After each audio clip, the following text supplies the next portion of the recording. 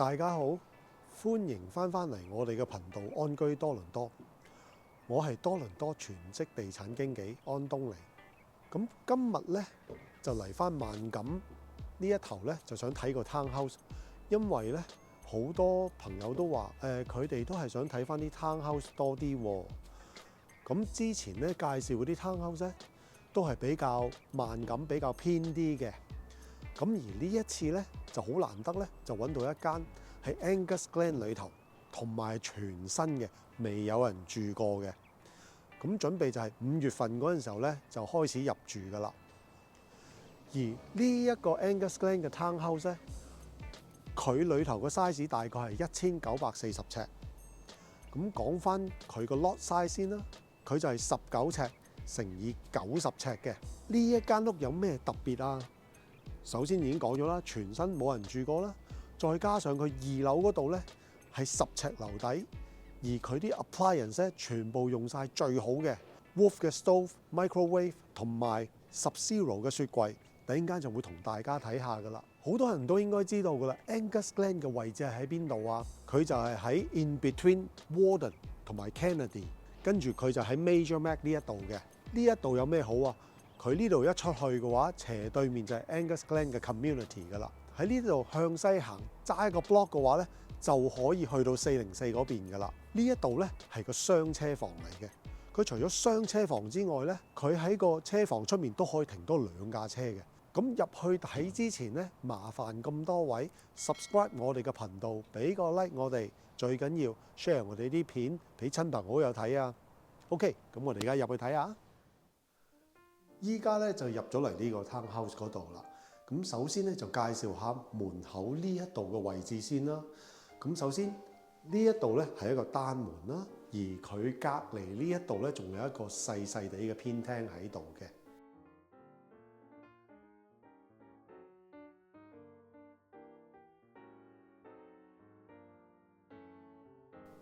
咁對住個大門嘅後面咧，呢一度就係個雙車房啦。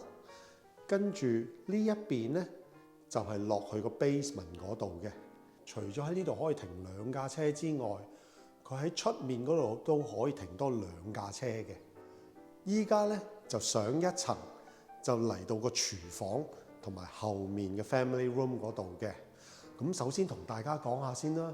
呢度咧總共就有10尺樓底，幾寬敞下㗎。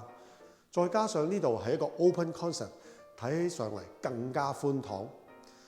咁我哋首先咧就睇下呢一個廚房先啦。呢個廚房有咩咁特別啊？佢啲 appliance 唔嘢少㗎。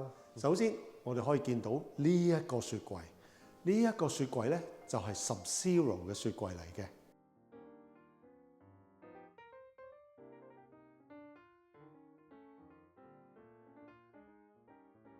而另外咧，佢個 microwave 同埋呢個 stove 咧都係 Wolf 嚟嘅。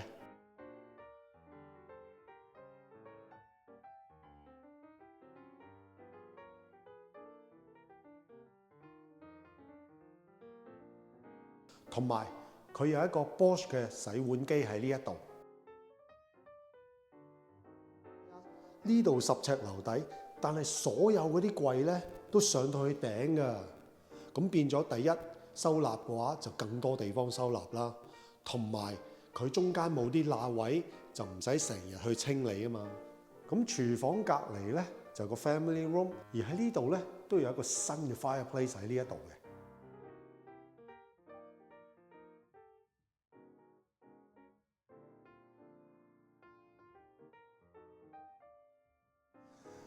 喺 dining 嗰度有道門出嚟咧，就係個騎樓啦。咁呢個騎樓睇上嚟都幾闊落幾大嘅。咁呢個騎樓除咗咁大可以俾屋主喺呢度出嚟可以消閒下之外，度咧亦都係個車位嘅上蓋嚟嘅，變咗翻風落雨佢都可以擋到啲雪啊嘛。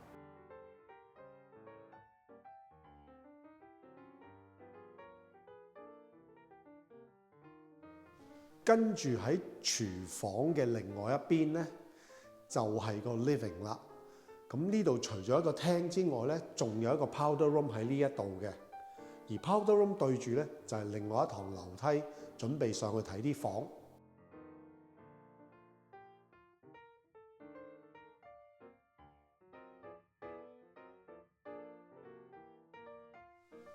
上到嚟2樓啦，呢度總共有3間房，2個浴室。咁首先我哋就睇下我身後面呢2間房同埋隔離佢哋共用嘅洗手間先啦。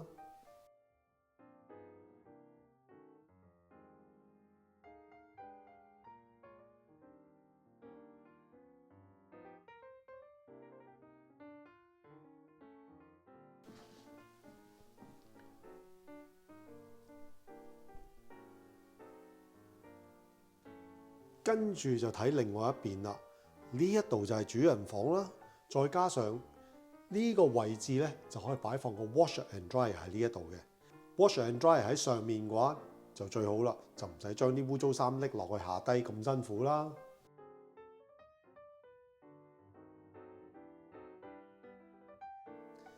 入到嚟個 master bedroom， 仲有一個騎樓喺呢一度嘅。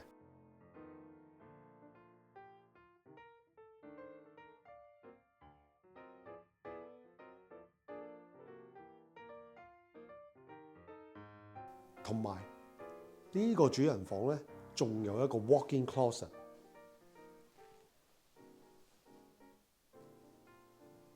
最後我哋就睇埋個浴室，而呢一個浴室咧，除咗有 shower 之外咧，仲有個浴缸喺度嘅。咁今日呢一間嘅 townhouse 嘅介紹咧，就到呢度啦。咁唔知大家鍾唔鍾意呢一間全新嘅 townhouse 咧？如果大家想攞更多嘅資料，或者想知道更多多倫多嘅房屋地產嘅話，隨時歡迎揾我哋客服 Lily， 個電話同埋 email 都係喺呢一度。好啦，今日呢條片咧就到呢度為止啦，我哋下條片再見啦，拜拜。